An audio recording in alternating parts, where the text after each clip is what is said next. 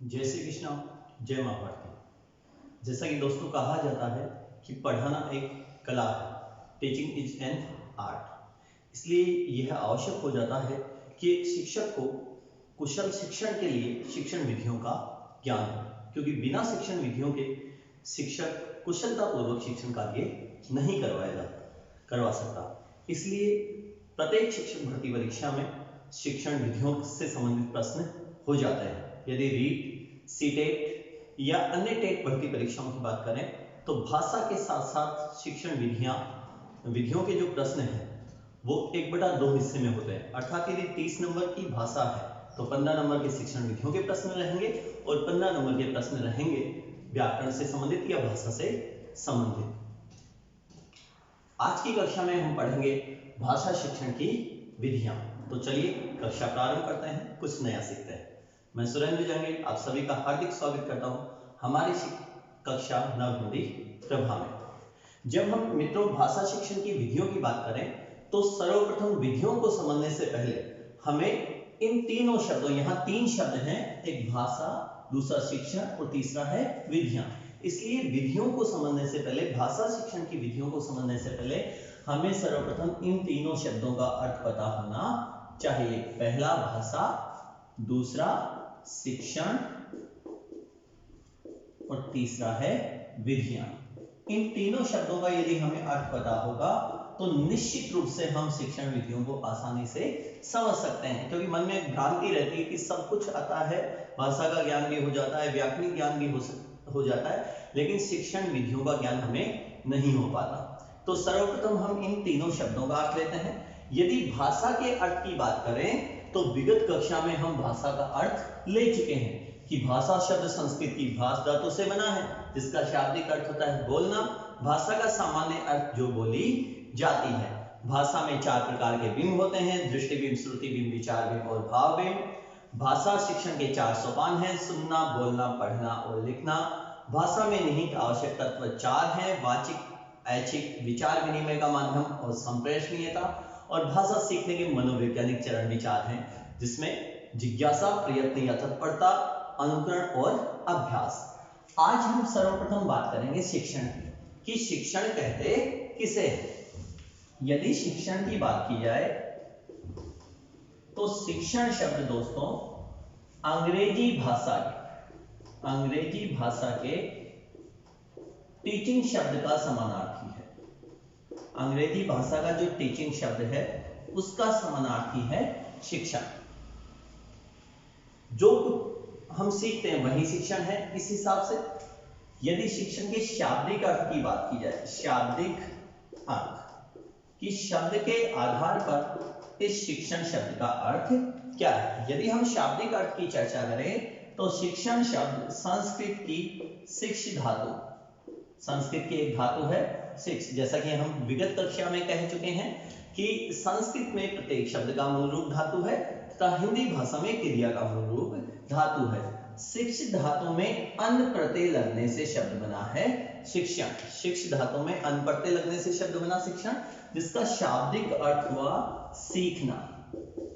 शिक्षण का शाब्दिक अर्थ हुआ सीखना, अर्थात जो कुछ हम सीखते हैं वही शिक्षण है। यदि शिक्षण के व्यापक अर्थ की चर्चा करें हम, शिक्षण के जो अर्थ हैं वो 2 अर्थ हैं। एक तो संकुचित अर्थ, शिक्षण शब्द का एक तो संकुचित अर्थ। यदि संकुचित अर्थ की बात की जाए तो विद्यालय परिसर के अंतर्गत जो शिक्षा दी जाती है वह शिक्षण है। और यदि हम व्यापक अर्थ की बात करें, विस्तृत अर्थ की यदि हम विवेचना करें, व्यापक अर्थ, तो हम ये कह सकते हैं व्यक्ति जीवन भर जो कुछ सीखता है वही शिक्षण है। ये शिक्षण के 2 अर्थ हो गए, एक संकुचित अर्थ में शिक्षण शब्द का अर्थ और दूसरा व्यापक अर्थ में शिक्षण शब्द का अर्थ। अब हम बात करते हैं शिक्षण की परिभाषाएं। शिक्षण की यदि परिभाषाओं की चर्चा करें दोस्तों, परिभाषाएं, तो सर्वप्रथम हम बात कर सकते हैं B.F. स्किनर की। पहली परिभाषा हम ले रहे हैं B.F. स्किनर। बीएफ स्किनर की यदि परिभाषाओं की हम चर्चा करें तो बीएफ स्किनर ने कहा कि शिक्षण जो है वो पुनर्बलन की आकस्मिकताओं का क्रम है। शिक्षण जो है वो पुनर्बलन की आकस्मिकताओं का क्रम है। दूसरी परिभाषा हम ले रहे हैं बर्टन महोदय की। बर्टन महोदय, यदि बर्टन महोदय की बात की जाए तो बर्टन महोदय ने अपनी परिभाषा में कहा कि शिक्षण सीखने के लिए दी जाने वाली प्रेरणा, निर्देशन, निर्देशन एवं प्रोत्साहन है। शिक्षण सीखने के लिए दी जाने वाली प्रेरणा, निर्देशन, निर्देशन एवं प्रोत्साहन है। अर्थात बर्टन महोदय ये कह रहे हैं कि जो कुछ भी हम प्रेरणा देते हैं, जो कुछ भी अपन निर्देश देते हैं सिखाने के लिए, तो वो सब क्या है? शिक्षण है। अंतिम परिभाषा और इन सब में प्रमुख वो है रायबर्न की परिभाषा। रायबर्न ने अपनी परिभाषा के अंतर्गत शिक्षण में 3 बिंदु माने हैं। शिक्षण के 3 बिंदु हैं। रायबर्न कहते हैं शिक्षण के 3 बिंदु हैं, एक शिक्षक, एक शिक्षार्थी, एक पाठ्यवस्तु। इन तीनों के बीच जब संबंध स्थापित होता है तो वही शिक्षण है, तथा यह संबंध विद्यार्थी की शक्तियों के विकास में सहायक है।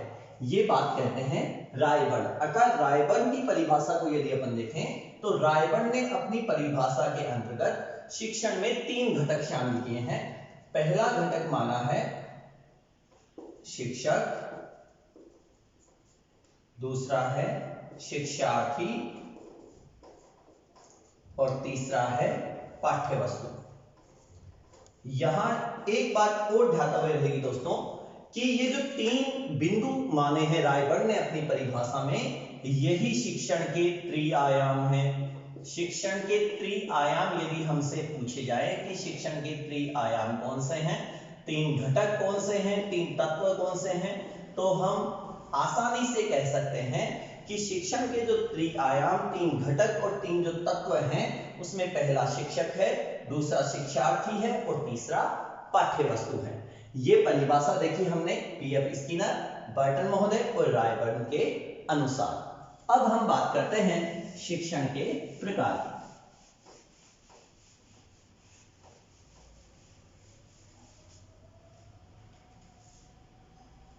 शिक्षण के प्रकार।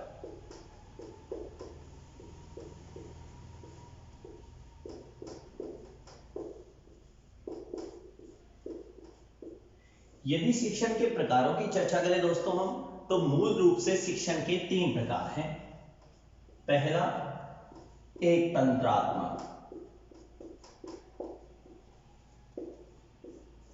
दूसरा लोकतंत्रात्मक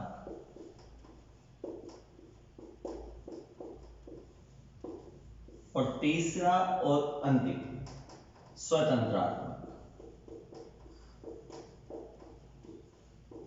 शिक्षण के जो प्रकार है वो 3 प्रकार हैं।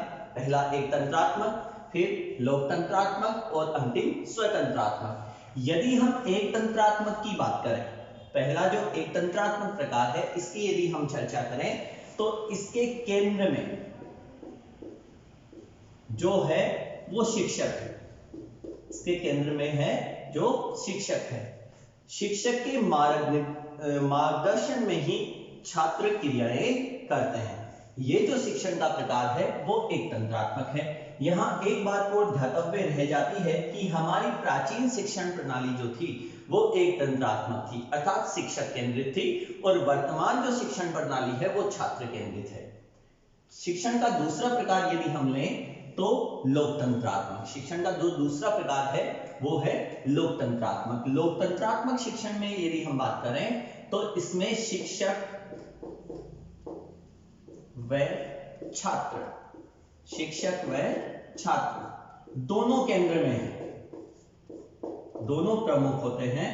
लोकतंत्रात्मक शिक्षण प्रणाली के अंतर्गत शिक्षक व छात्र दोनों प्रमुख होते हैं। यहां फिर एक ध्यातव्य बात निकल जाती है कि इसे छात्र सहगामी पद्धति भी कहा जाता है। जो लोकतंत्रात्मक शिक्षण प्रणाली है इससे छात्र सहगामी पद्धति भी कहा जाता है। और शिक्षण का जो अंतिम प्रकार है वह है स्वतंत्रात्मक। यदि स्वतंत्रात्मक शिक्षण की प्रणाली की बात की जाए तो ये नवीन शिक्षण प्रणाली है। नवीन शिक्षण प्रणाली है, इसके अंतर्गत छात्र दबाव मुक्त, कुछ भी बोझ नहीं होता, यहां दबाव मुक्त होकर छात्र शिक्षा प्रदान करता है। और अंतिम बात, इसमें रचना प्रवृत्ति के बढ़ने में सहयोग मिलता है। ये शिक्षण के हो गए 3 प्रकार। अब हम बात करेंगे शिक्षण के सिद्धांत।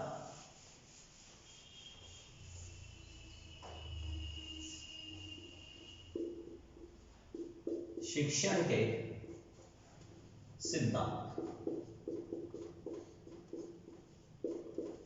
यदि शिक्षण के सिद्धांतों की हम चर्चा करें तो शिक्षण का जो पहला सिद्धांत है वो क्रियाशीलता का सिद्धांत है। क्रियाशीलता का सिद्धांत मतलब प्रत्येक बालक यहां क्रियाशील रहता है। दूसरा, भिन्नता का सिद्धांत। भिन्नता का सिद्धांत इसलिए है क्योंकि प्रत्येक बालक की सामाजिक, राजनीतिक, आर्थिक और पारिवारिक परिस्थितियां अलग अलग होती हैं। व्यक्तिगत जो विभिन्नताएं हैं वो अलग अलग होती है। इसलिए शिक्षण का दूसरा जो सिद्धांत है वो भिन्नता का सिद्धांत है। फिर अभिरुचि का सिद्धांत।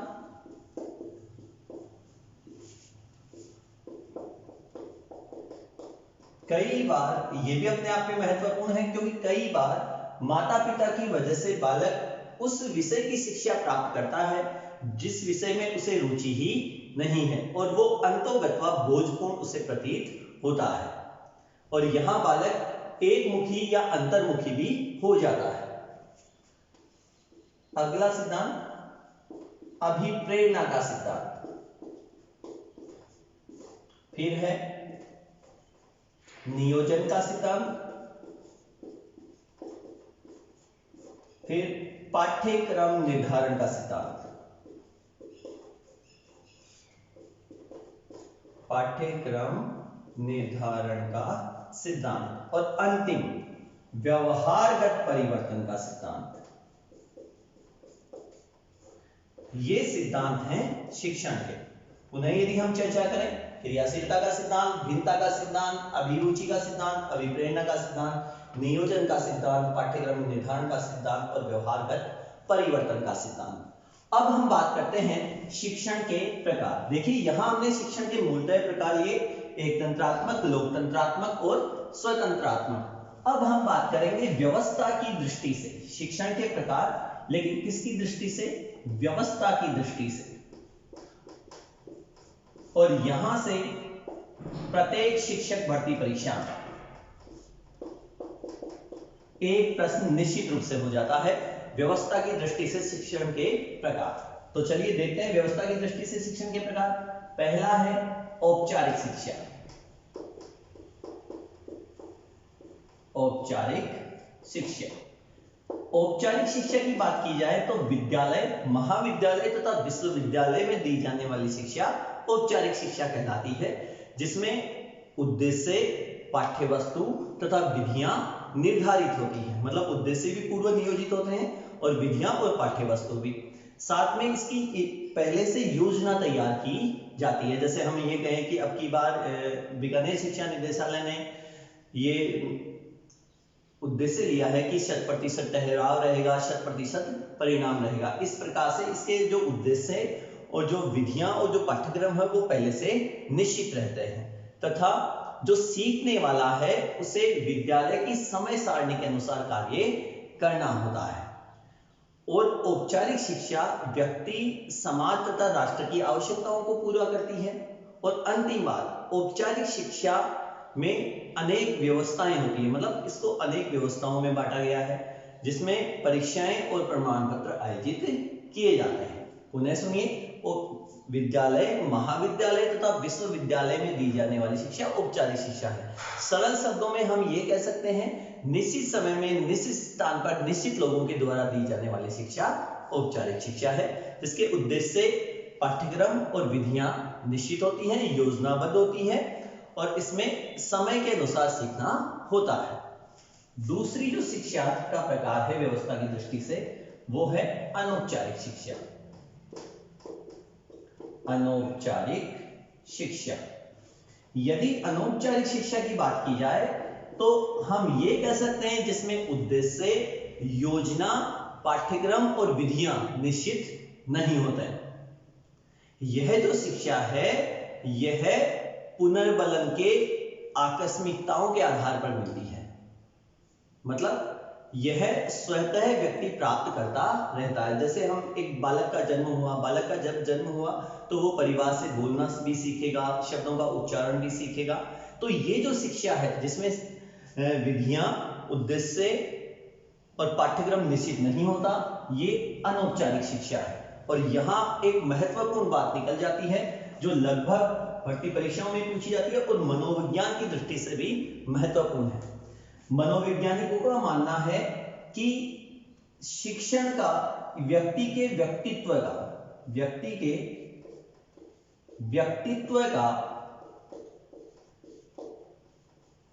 3/4 निर्माण, व्यक्ति के व्यक्तित्व का 3/4 निर्माण प्रारंभिक 5 वर्षों में हो जाता है। पुनः सुनिए, व्यक्ति के व्यक्तित्व का 3/4 निर्माण प्रारंभिक 5 वर्षों में हो जाता है। जब व्यक्ति के व्यक्तित्व का 3/4 निर्माण प्रारंभिक 5 वर्षों में हो जाता है तो निश्चित रूप से ये अनौपचारिक शिक्षा के अंतर्गत आता है। और शिक्षा का अंतिम प्रकार व्यवस्था की दृष्टि से निरौपचारिक शिक्षा। निरौपचारिक शिक्षा। यदि निरौपचारिक शिक्षा की बात करें दोस्तों तो ये औपचारिक और अनौपचारिक दोनों का मिश्रण है। हालांकि निरौपचारिक शिक्षा में उद्देश्य, विधियां और पाठ्यक्रम निश्चित रहते हैं, लेकिन यहां योजना कठोर नहीं होती, ये सरल होती है। मतलब ये जो शिक्षा है ये सीखने वाले की सुविधा के अनुसार समय निर्धारित करती है। जैसे हम ये कहें, हम इग्नो जो है, इंदिरा गांधी राष्ट्रीय खुला विश्वविद्यालय, उससे अपनी सुविधा के अनुसार हम पढ़ सकते हैं, लिख सकते हैं। किसी भी महाविद्यालय में जाने की आवश्यकता नहीं होती। जैसे ओपन स्कूल, खुला विश्वविद्यालय, राजस्थान के संदर्भ में VMOU को ले सकते हो आप। साथ में प्रौढ़ शिक्षा, सतत शिक्षा, मतलब जो सेवारत और कामकाजी लोग हैं जो विद्यालय की समय सारणी के अनुसार सीखने का कार्य नहीं कर सकते, उनके लिए जो शिक्षा है वो निरौपचारिक शिक्षा है। यह है शिक्षा के 3 प्रकार व्यवस्था की दृष्टि से। अब हम बात करेंगे विधियों की। ये हमने बात की शिक्षा की, अब हम बात करते हैं विधियों की। विधियों की यदि हम बात करें तो सर्वप्रथम हम लेते हैं विधियों का अर्थ, क्योंकि एक कुशल शिक्षक के लिए शिक्षण विधियों का ज्ञान अपेक्षित है। तो सर्वप्रथम हमें पता होना चाहिए कि विधियां कहते किसे हैं। विधियां, अर्थ, कि विधियों का अर्थ क्या होता है। शिक्षण विधियों से तात्पर्य उन क्रियाओं से है जिनकी सफलतापूर्वक समाप्ति के बाद विद्यार्थी कुछ सीखता है। अर्थात जो कुछ भी शिक्षक क्रियाएं कर रहा है और उनसे विद्यार्थी कुछ भी सीख रहा है, लर्न कर रहा है, अर्थात वो क्या है, शिक्षण विधियां हैं। यदि शिक्षक अच्छे से पढ़ा रहा है अपने तरीके से, लेकिन विद्यार्थियों को कुछ भी समझ में नहीं आ रहा है, अर्थात वह अमनोवैज्ञानिक है, वह विधि वास्तव में विधि है ही नहीं। अब हम बात करते हैं अगली बात की कि विधियां जो हैं ये क्रिया है या प्रक्रिया है। यह प्रश्न भी अनेक बार पूछा गया है कि विधियां जो हैं, स्टार रेटिंग वाला प्रश्न कह सकते हैं हम इसे, कि विधियां जो हैं वो क्रिया है या प्रक्रिया है। तो यहां हम ये कह सकते हैं दोस्तों, विधियां क्रिया नहीं है, विधियां क्या है, प्रक्रिया है। क्यों, सुनिए, एक विधि में अनेक क्रियाओं का, अनेक चरणों का समन्वय होता है, इसलिए विधियां क्रिया न होकर प्रक्रिया है। अगली बात, एक महत्वपूर्ण परिभाषा भी है यहाँ। एक विद्वान है, विदुषी हैं, Shrimati S.K. Kochhar, Shrimati S.K. Kochhar. Shrimati S.K. Kochhar ने अपनी पुस्तक methods and techniques of teaching में लिखा है कि जिस प्रकार से सैनिक को लड़ने के लिए हथियारों का ज्ञान आवश्यक है, जिस प्रकार से सैनिक को लड़ने के लिए हथियारों का ज्ञान आवश्यक है, ठीक उसी प्रकार से शिक्षक को शिक्षण विधियों का ज्ञान आवश्यक है। फिर शिक्षक कौन सी विधि का कब प्रयोग करेगा ये उसकी निर्णय शक्ति पर निर्भर करता है। अब श्रीमती एस के कोचर ने यह कहा कि जिस प्रकार से सैनिक को हथियारों का ज्ञान आवश्यक है, मान लो हथियार दे दिए जाए और चलाना ही नहीं आए सैनिक को, तो क्या वो युद्ध लड़ सकता है? जी नहीं। इसी प्रकार से एक कुशल भाषा शिक्षक के पास भाषा का ज्ञान होने के साथ साथ शिक्षण विधियों का ज्ञान भी अपेक्षित है, जिससे वह अपनी बात छात्रों तक आसानी से पहुंचा सके, कक्षा का वातावरण सजीव और सरस बना सके। ये बात कही श्रीमती एस के कोचर ने अपनी पुस्तक methods and techniques of teaching. अब हम बात करते हैं शिक्षण विधियों की विशेषताएं। शिक्षण विधियों की विशेषताएं। शिक्षण विधियों की विशेषताएं। यहां से भी लगभग बार प्रश्न हो जाते हैं। शिक्षण विधियों की यदि विशेषताओं की हम चर्चा करें दोस्तों, तो पहली और सर्वप्रमुख विशेषता आती है कि जो विधि है वो विषय वस्तु के प्रति प्रेरित करने वाली होनी चाहिए। विषय वस्तु के प्रति प्रेरित करने वाली होनी चाहिए। यदि ऐसी कोई विधि है, ऐसे तरीके से कोई शिक्षक पढ़ा रहा है जिससे छात्र विषय की ओर प्रेरित नहीं हो रहे हैं, तो निश्चित माने वो विधि नहीं है। विधि ऐसी होनी चाहिए जिससे छात्र का उस विषय के प्रति एक लगन, एक जुड़ाव उत्पन्न हो जाए। दूसरी बात, छात्र को कक्षा का सक्रिय सदस्य बनाए।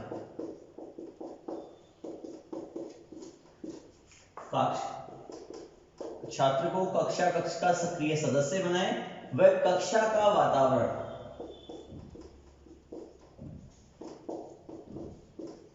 सजीव व सरस बनाए। सजीव बनाए। ये विधियों की दूसरी विशेषता है कि विधियां ऐसी हो कि बच्चा वहां कार्य करने के लिए उन्मुख हो। ऐसा नहीं कि शिक्षक पढ़ा रहा है और बच्चे की रुचि ही नहीं है। विधियां ऐसी हो जो छात्र को कक्षा का सक्रिय सदस्य बनाए, वह कक्षा का वातावरण भी सरस हो, सजीव हो। कई बार बालक ये सोचता रहता है कि ये जो अध्यापक जी हैं इनकी क्लास कब बंद होगी, छुट्टी कब होगी। ये इसलिए है क्योंकि जो कक्ष का वातावरण है वो सजीव नहीं है, सरस नहीं है, वातावरण वहां बोझपूर्ण बना हुआ है। फिर करके सीखने के सिद्धांत पर आधारित हो। करके सीखने के सिद्धांत पर आधारित हो। शिक्षण विधियां ऐसी ही होनी चाहिए जिसमें बालक खुद करके सीखे, क्योंकि खुद करके जो सीखता है वह ज्ञान स्थायी होता है, वो कभी भी बालक भूलता नहीं है। और जहां भी करके सीखने का सिद्धांत लागू होता है वह विधि मनोवैज्ञानिक होती है। अर्थात अगली विशेषता हम कह सकते हैं कि जो विधि हो वो मनोवैज्ञानिक हो। अगली बात करें, विद्यालय के निर्धारित उद्देश्यों की पूर्ति में सहायक हो। उद्देश्य व लक्ष्य की पूर्ति में सहायक, क्योंकि प्रत्येक विद्यालय पूर्व निर्धारित लक्ष्यों को लेकर आगे बढ़ता है। यदि शिक्षक अच्छा पढ़ा रहा है, बालकों को, विद्यार्थियों को अच्छा समझ में आ रहा है, लेकिन जो उद्देश्य है वो पूरा हुआ ही नहीं। मान लो बीकानेर शिक्षा निदेशालय ने अब की बार लक्ष्य रखा कि 100% परिणाम और 100% परिणाम मिला ही नहीं, तो निश्चित माने वो विधि जो है, जिन विद्यालय में उस विधि का प्रयोग किया गया वो उत्तम नहीं है। अगली बात हम इधर लिख लेते हैं, विद्यार्थी के सर्वांगीण विकास में सहायक हो। ऐसा नहीं है कि केवल पाठ्य वस्तु का ज्ञान उन्हें मिले, सामाजिक और व्यवहारिक ज्ञान भी उन्हें मिलना चाहिए। तो विधियां ऐसी हो जो सर्वांगीण विकास में सहायक हो। अगली बात, गतिशील हो।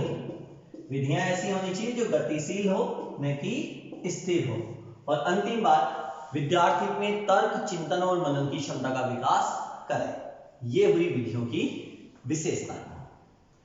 पुनः एक बार हम चर्चा करें कि आज की कक्षा में सर्वप्रथम हमने भाषा शिक्षण की विधियों का जब परिचय लिया तो सर्वप्रथम हमने बात की शिक्षण शब्द का अर्थ, शिक्षण का संकुचित व व्यापक अर्थ, फिर हमने बात की शिक्षण की परिभाषाओं की, उसके बाद में हमने बात की शिक्षण के प्रकार, एक तंत्रात्मक, लोकतंत्रात्मक और स्वतंत्रात्मक, फिर हमने बात की व्यवस्था की दृष्टि से शिक्षण के प्रकार, औपचारिक, अनौपचारिक और निरौपचारिक, और शिक्षण के सिद्धांत, फिर हमने बात की विधियां, परिभाषा और विशेषताएं। अगली कक्षा में हम बात करेंगे प्रमुख विधियां व उनके प्रवर्तक। धन्यवाद। जय श्री श्याम।